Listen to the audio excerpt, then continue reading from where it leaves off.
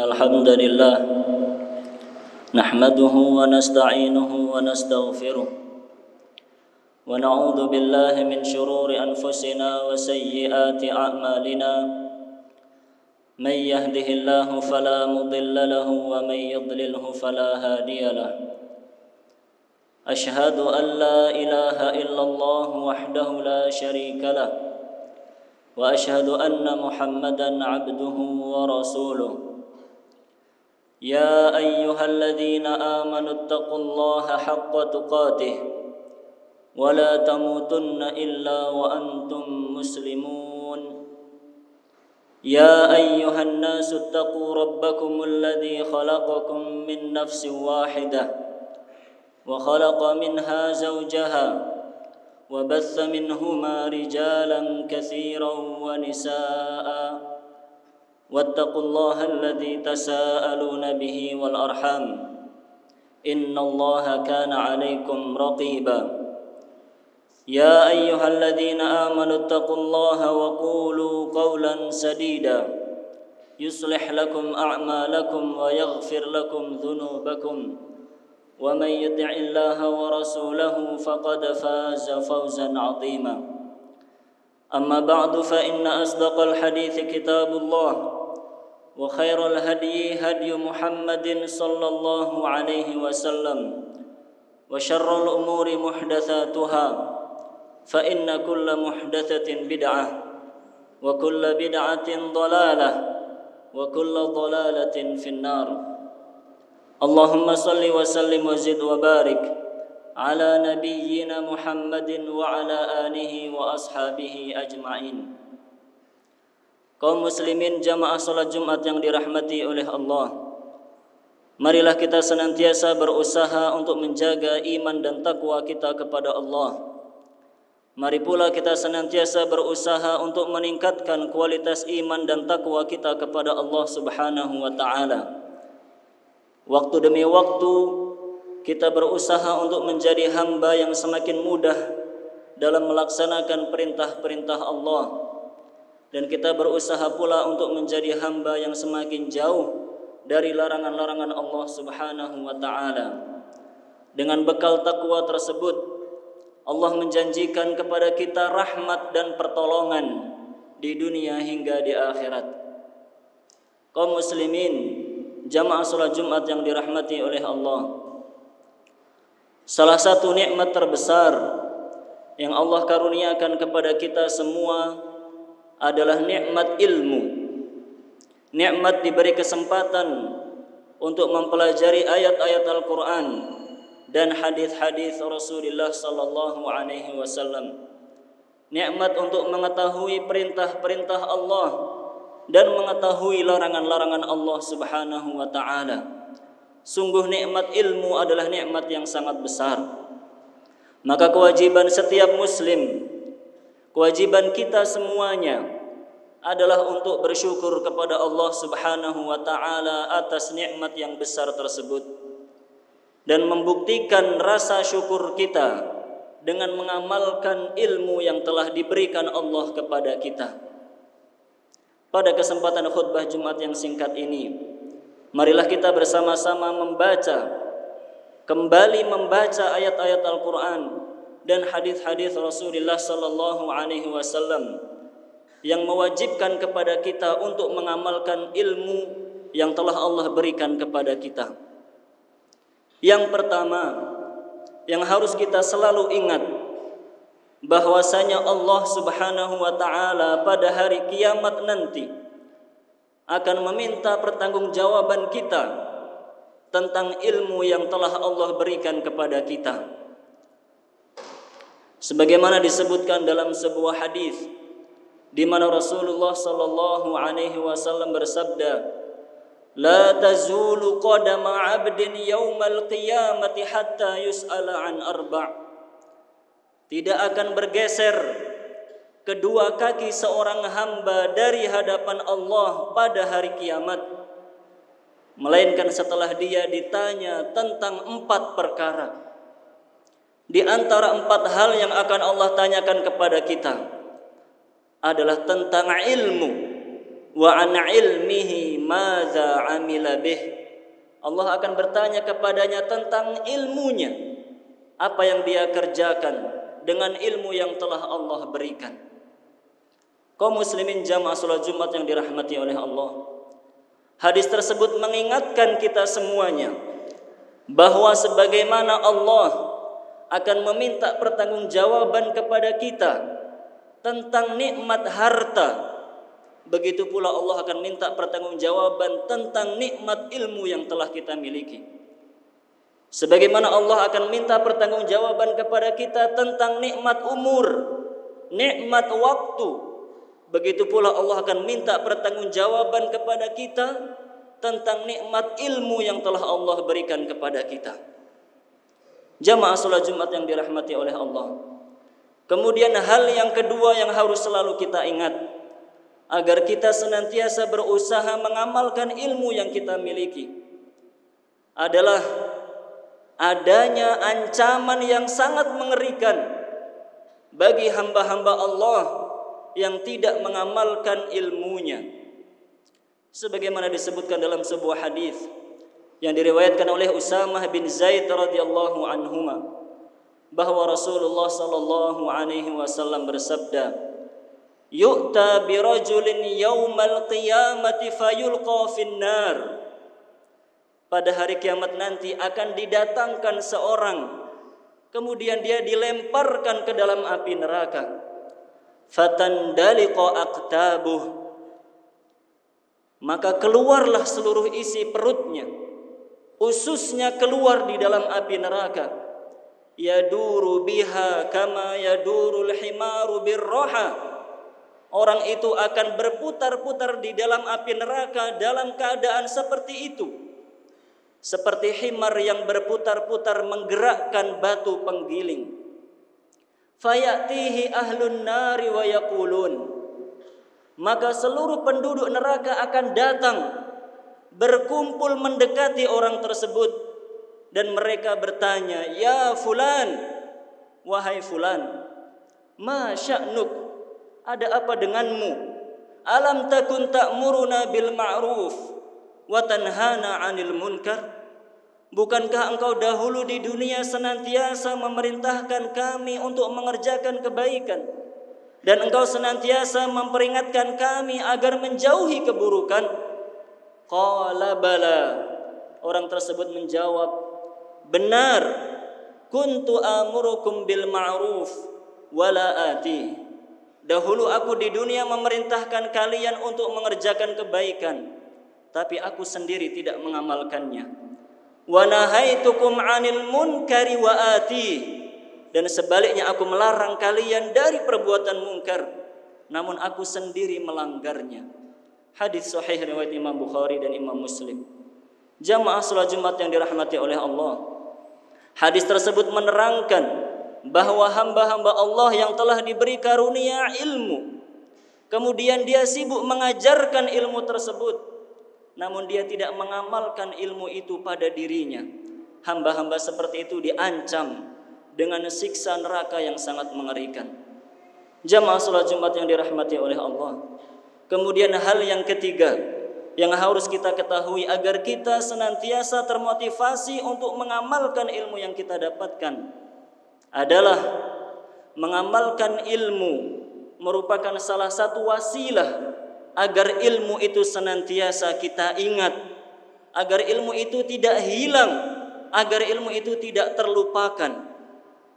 Sebagaimana dikatakan oleh Ali bin Abi Thalib radhiyallahu anhu, hatafal ilmu bil amal fa in ajabahu wa illa irtahal. Ilmu senantiasa memanggil amal. Jika amal itu memenuhi panggilan ilmu, maka ilmu itu akan tetap ada. Namun jika amal itu tidak memenuhi panggilan ilmu, ilmu itu akan sirna. Jamaah salat Jumat yang dirahmati oleh Allah, dengan mengamalkan ilmu, ilmu itu akan senantiasa ada pada diri kita dan tidak sirna. Oleh karenanya dikatakan pula oleh sahabat yang mulia Abu Darda radhiyallahu anhu, innaka lan takuna aliman hatta takuna muta'alliman. Sesungguhnya engkau wahai hamba Allah tidak akan bisa menjadi seorang alim, tidak akan bisa menjadi seorang ahli ilmu kecuali jika engkau menjadi seorang penuntut ilmu terlebih dahulu. Walan takuna muta'alliman hatta takuna 'amilan bima ta'allamta. Dan kamu sekalipun tidak pernah bisa menjadi seorang penuntut ilmu jika kamu tidak mengamalkan ilmu yang kamu pelajari. Perhatikan perkataan Abu Darda radhiyallahu anhu tersebut, bahwa kita tidak bisa menjadi seorang talibul ilm, tidak akan bisa memiliki ilmu, tidak akan memiliki apa-apa meskipun perjuangan kita tidak sedikit jika kita tidak mengamalkan ilmu yang kita dapatkan. Oleh karenanya dikatakan oleh Al-Imam Asy-Sya'bi rahimahullahu taala, beliau mengatakan kunna nasta'in ala hifdzil hadits bil amali bihi. Dahulu kami para ahli hadis, para penuntut ilmu meminta pertolongan kepada Allah agar bisa menghafal hadis dengan cara mengamalkan hadis tersebut, dengan cara mengamalkan isi kandungan hadis tersebut. Dengan itu kami meminta pertolongan kepada Allah agar diberi ilmu tentang hadis-hadis Rasulullah sallallahu alaihi wasallam. Kaum muslimin jemaah salat Jumat yang dirahmati oleh Allah. Kemudian hal yang keempat yang harus kita ketahui agar kita termotivasi mengamalkan ilmu kita adalah bahwa mengamalkan ilmu adalah salah satu cara berdakwah yang sangat baik. Salah satu metode dakwah, salah satu metode menyampaikan kebenaran kepada masyarakat adalah dengan kita mengamalkan ilmu yang telah kita pelajari. Dikatakan oleh Malik bin Dinar rahimahullahu ta'ala, beliau rahimahullahu ta'ala mengatakan, innar rajula idza lam ya'mal bi'ilmihi saqatat maw'idatuhu 'anil qulub kama yasqutul ma'u 'anis safa. Yang artinya sesungguhnya seorang ilmu, seorang ahli ilmu, seorang pelajar jika tidak mengamalkan ilmu yang dia dapatkan, maka semua nasihat yang dia sampaikan kepada manusia akan dengan mudah luntur dan terlupakan. Seperti lunturnya air hujan dari puncak gunung. Air hujan akan sangat cepat meninggalkan dataran tinggi menuju dataran rendah. Begitu pula ilmu yang kita sampaikan kepada orang lain tidak akan membekas jika ilmu itu tidak kita amalkan pada diri kita sendiri. Oleh karenanya Khalifatul Ma'mun rahimahullahu ta'ala beliau mengatakan, nahnu ila an nu'adha bil a'mali ahwaju min an nu'adha bil aqwal. Sesungguhnya kita kaum muslimin lebih butuh dinasehati dengan contoh real, amal praktek yang nyata daripada sekedar kata-kata. Kaum muslimin jamaah salat Jumat yang dirahmati oleh Allah, maka dalam usaha kita mendakwahi keluarga kita, mendakwahi masyarakat kita menuju kebenaran yang telah Allah berikan kepada kita, walhamdulillah, caranya dengan kita mengamalkan ilmu tersebut. Ketika seorang pelajar mengamalkan ilmu yang dia dapatkan, maka orang-orang sekitar yang melihat amaliyahnya akan dengan mudah mencontoh amaliyah yang dia kerjakan. Karena sifat dasarnya manusia itu mudah mencontoh dan meniru orang lain. Berbeda jika ilmu itu kita sampaikan dengan ucapan dan perkataan. Tidak sedikit di antara hamba-hamba Allah yang merasa gengsi untuk tunduk dan ikut kepada perkataan orang lain. Itulah mengapa dakwah dengan amal itu lebih membekas dan lebih penting. Sebagaimana dijelaskan oleh Malik bin Dinar rahimahullah ta'ala dalam perkataannya tadi. Jamaah salat Jumat yang dirahmati oleh Allah Subhanahu wa taala. Dan yang terakhir, yang lebih penting dari itu semuanya adalah bahwa mengamalkan ilmu adalah salah satu sebab agar kita dimasukkan ke dalam surga.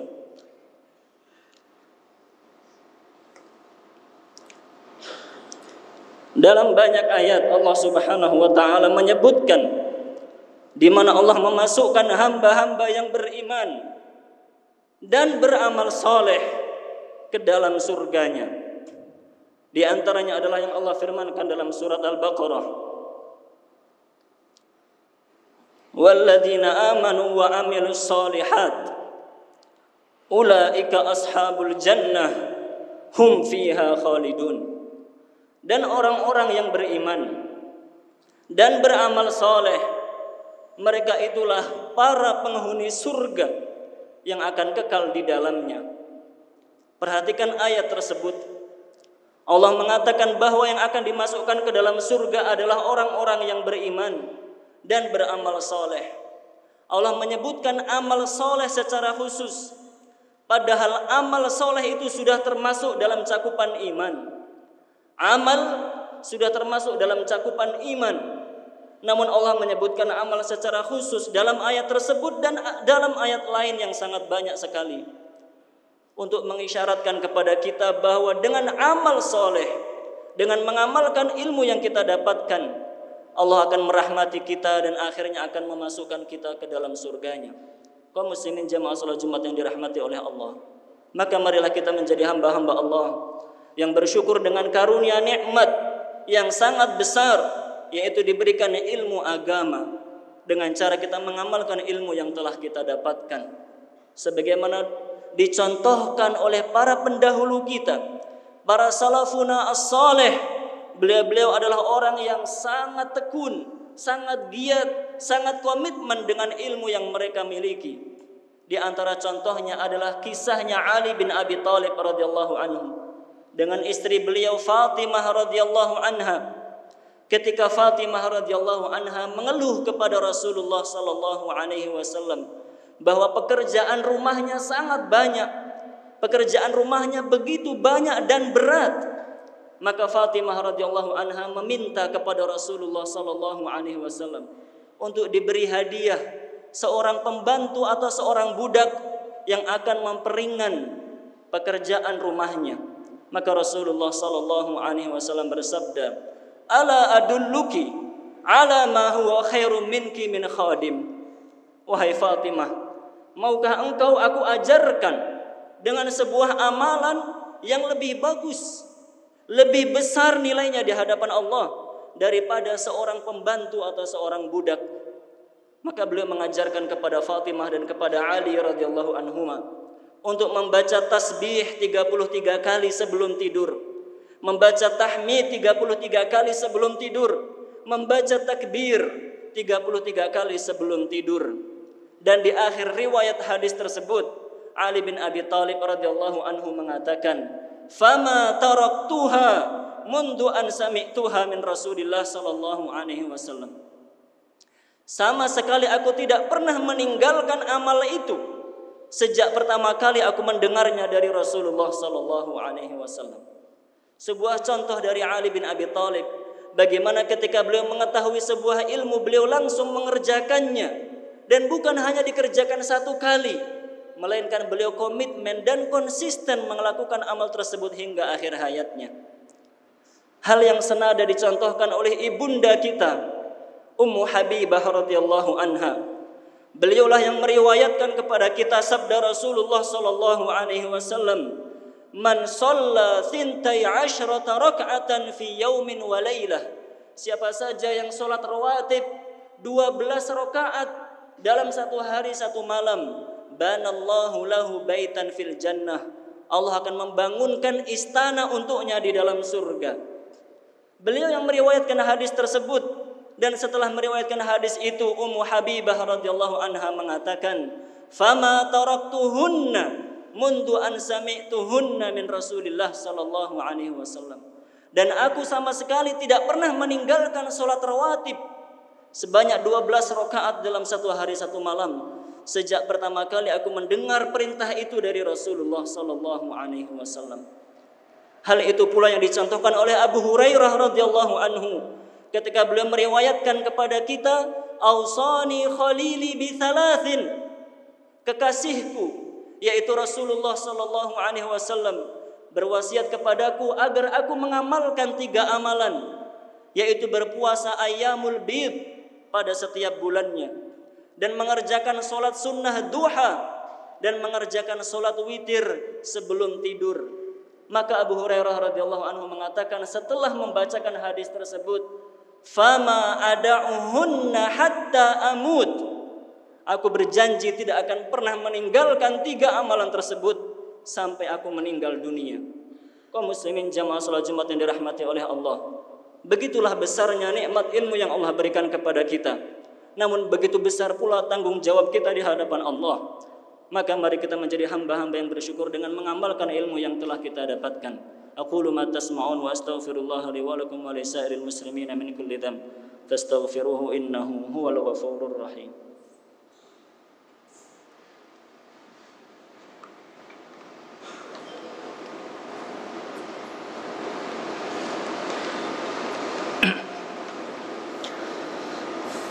Alhamdulillahi wahdah wassalatu wassalamu ala man la nabiyya ba'dah. Kaum muslimin jamaah salat Jumat yang dirahmati oleh Allah.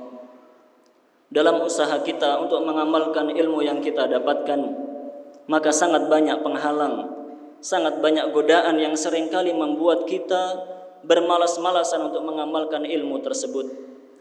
Kita memiliki hawa nafsu yang selalu mengajak kepada perbuatan buruk. Kita memiliki teman-teman kurang baik yang selalu menghalangi kita dari amal-amal baik. Dan lebih dari itu kita memiliki musuh nyata yaitu syaitan yang tidak henti-hentinya menggoda kita dari amal soleh. Maka salah satu cara yang paling manjur, cara utama agar kita dimudahkan oleh Allah Subhanahu wa taala untuk mengamalkan ilmu yang kita dapatkan adalah dengan kita banyak-banyak berdoa kepada Allah Subhanahu wa taala. Dengan doa yang diajarkan oleh Rasulullah sallallahu alaihi wasallam seperti disebutkan dalam sebuah hadis diriwayatkan oleh Ummu Salamah radhiyallahu anha, beliau mengatakan kana an-nabi sallallahu alaihi wasallam yaqulu kulla yaumin ba'da salati subhi, bahwa Rasulullah sallallahu alaihi wasallam setiap hari setelah selesai melaksanakan salat subuh beliau berdoa kepada Allah, Allahumma inni as'aluka ilman nafi'a wa rizqan tayyiba wa amalan mutaqabbala. Ya Allah, sesungguhnya aku memohon kepadamu ilmu yang bermanfaat, rezeki yang halal dan amal yang engkau terima. Dalam hadis tersebut Rasulullah sallallahu alaihi wasallam mengajarkan bahwa dengan ilmu yang bermanfaat kita akan mengetahui mana yang halal dan mana yang haram, sehingga kita bisa melakukan kebaikan dan hanya mengkonsumsi yang halal saja. Dan dengan ilmu yang bermanfaat kita bisa mengerjakan amal-amal soleh yang diridhai dan diterima oleh Allah Subhanahu wa taala. Maka memperbanyak doa tersebut di pagi hari setelah selesai melaksanakan salat fardu subuh dan kita membaca zikir pagi adalah salah satu cara agar kita dimudahkan oleh Allah dalam mengamalkan ilmu yang kita miliki semuanya. Betapa indahnya pagi hari kita buka dengan doa seperti itu, sehingga Allah memudahkan kita untuk mendapatkan ilmu yang bermanfaat, rezeki yang halal dan amal soleh. Jika demikian kita lakukan setiap harinya, maka walhamdulillah, insya Allah kita semuanya akan diberi taufik oleh Allah beramal soleh hingga akhir hayat kita. Begitu pula dengan memperbanyak doa yang Rasulullah SAW ajarkan, Allahumma a'inni ala dzikrik wa syukrik wa husni ibadatik. Semua doa itu kita baca setelah zikir, setelah kita melaksanakan salat fardu kepada Allah Subhanahu wa taala. Maka jamaah salat Jumat yang dirahmati oleh Allah, semoga Allah Subhanahu wa taala memudahkan kepada kita untuk mengamalkan ilmu yang kita dapatkan. Ketika kita mengetahui bahwa salat berjamaah adalah wajib bagi kaum laki-laki, maka jangan sekali-kali kita meremehkan ibadah tersebut, karena kita akan bertanggung jawab di hadapan Allah Subhanahu wa taala. Ketika kita mengetahui bahwasanya kita diperintahkan oleh Allah untuk menutup aurat dengan baik, maka jangan sekali-kali menganggap remeh ketika menggunakan pakaian yang menyingkap aurat. Begitu pula ketika kita mengetahui haramnya isbal, jangan sekali-kali menganggap remeh isbal dan merasa tidak ada ustadz yang melihat, tidak ada teman yang menegur. Ingatlah bahwa Allah Subhanahu wa taala melihat semua yang kita kerjakan dan akan minta pertanggungjawaban kepada kita tentang semua amal yang telah kita lakukan. Semoga Allah memudahkan kita untuk menjadi hamba-hamba yang soleh hingga akhir hayat kita dan mengumpulkan kita di dalam surganya pada hari kiamat nanti. Allahumma salli ala Muhammadin wa ala ali Muhammad kama sallaita ala Ibrahim wa ala ali Ibrahim innaka Hamidum Majid. Wa barik ala Muhammadin wa ala ali Muhammad kama barakta ala Ibrahim wa ala ali Ibrahim innaka Hamidum Majid. Walhamdulillahi rabbil alamin. اللهم اغفر للمسلمين والمسلمات والمؤمنين والمؤمنات الأحياء منهم والأموات إنك سميع قريب مجيب الدعوات. اللهم اغفر لنا ذنوبنا ولوالدينا وارحمهما كما ربيانا صغارا. ربنا هب لنا من أزواجنا وذرياتنا قرة أعين واجعلنا للمتقين إماما. ربنا ظلمنا أنفسنا وإن لم تغفر لنا وترحمنا لنكونن من الخاسرين. اللهم أصلح ولاة أمور المسلمين ووفقهم لما تحب وترضى وسدد خطاهم ويسر لهم تحكيم كتابك وسنة نبيك صلى الله عليه وسلم. ربنا آتنا في الدنيا حسنة وفي الآخرة حسنة وقنا عذاب النار. وصلى الله على نبينا محمد وعلى آله وصحبه وبارك وسلم والحمد لله رب العالمين.